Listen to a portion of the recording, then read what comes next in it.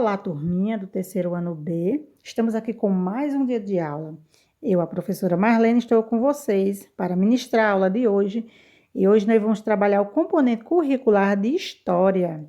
Então, desde já espero que vocês tenham encontrado um local adequado para os estudos, organizar todo o material para que nossa aula seja bem proveitosa.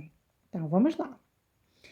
Hoje nós iremos iniciar a unidade 3 do livro de História, onde vai tratar sobre a vida no campo e as migrações. Então, vamos agora para o nosso livro de História. Hoje, uma quinta-feira, dia 13 de 8 de 2020. Pegue seu livro para iniciarmos nossa aula.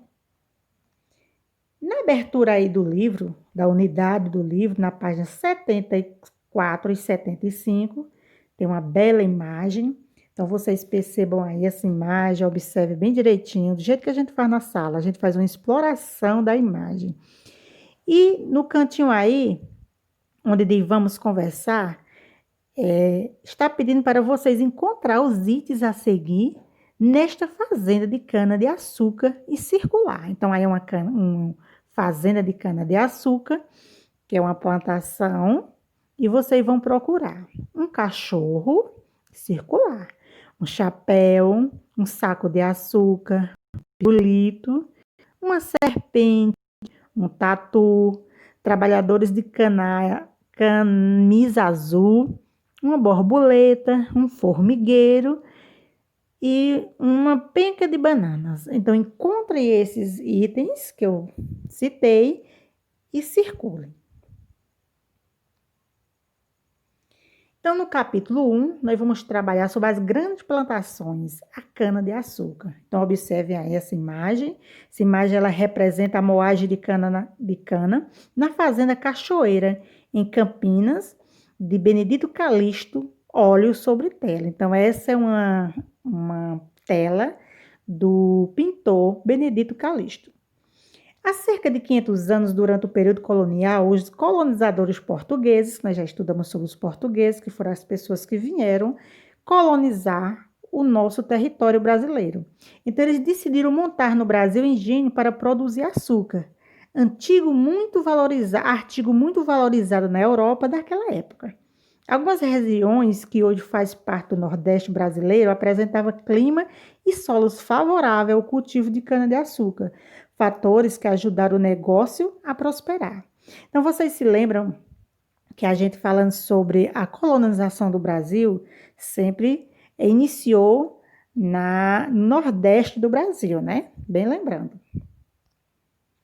As plantações de cana-de-açúcar eram feitas em grandes propriedades rurais de monocultura, que praticava o desmatamento de toda a região para que fosse cultivada apenas uma espécie de planta.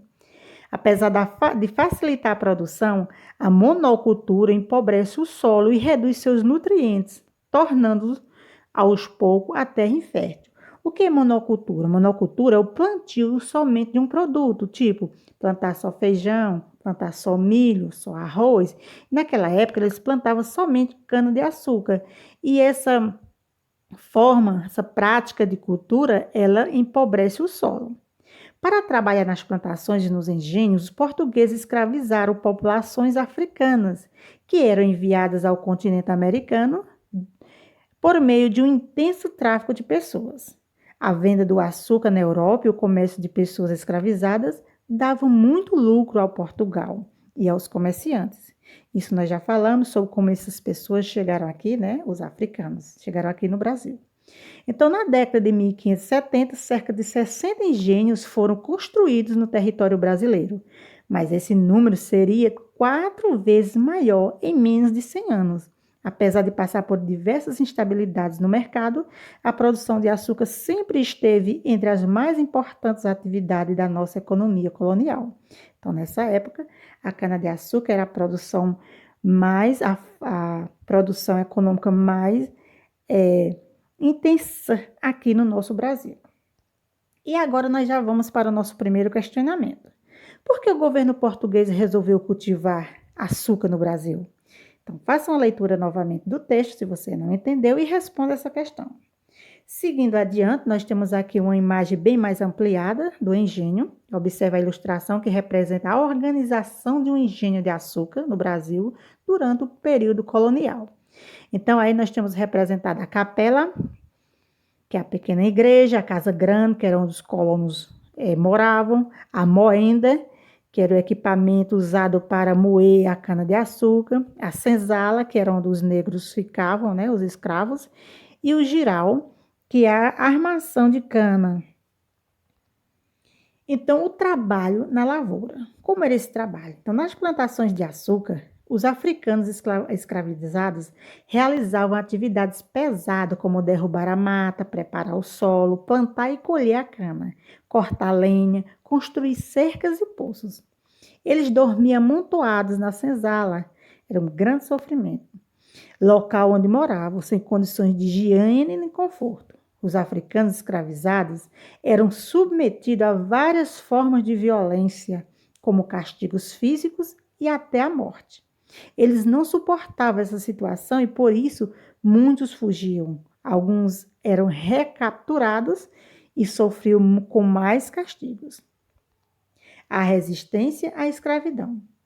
Os africanos escravizados lutaram e resistiram contra o cativeiro, queimando lavouras e promovendo revoltas e fugas isoladas. Por exemplo, havia também as fugas de grupos que depois formavam povoados organizados, conhecidos como quilombos.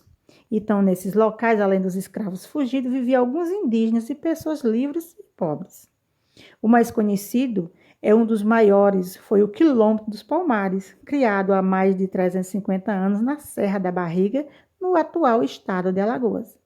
Palmares existiu por cerca de 90 anos, até ser destruído em 1694 por uma expedição bandeirante. Acredito que vocês se lembram quem eram os bandeirantes. Aqui nós temos uma ilustração atual representando um quilombo, cerca de 300 anos. Então, aí vocês percebam, eles tudo organizado na sociedade deles. Seguindo adiante, nós temos mais a segunda questão aqui. Quais eram as condições de vida dos escravizados? Por que era utilizada a mão de obra de uma grande quantidade de africanos escravizados no engenho?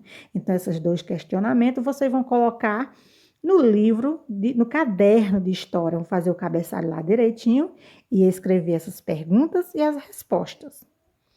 Agora, aqui na frente, nós temos uma réplica de construção que utiliza técnicas de origem indígenas importantes para a criação de quilombo, Parque Memorial do Quilombo dos Palmares, no município da União dos Palmares, que é no estado de Alagoas. Essa foto foi tirada em 2015. Essa foto está representada aí no livro de vocês, na página 79.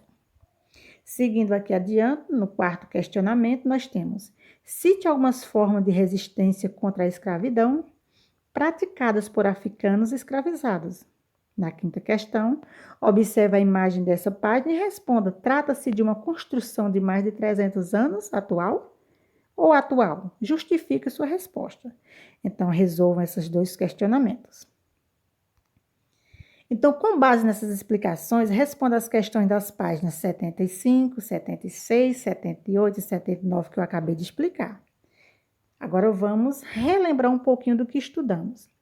Hoje, na aula de hoje, nós estudamos sobre os motivos que levaram à produção de cana-de-açúcar na região que corresponde ao atual Nordeste do Brasil. E também nós falamos sobre a organização de um engenho de açúcar. Espero que vocês tenham gostado da aula. Até a próxima aula. Fiquem em casa e um grande abraço da professora Marlene Feitosa.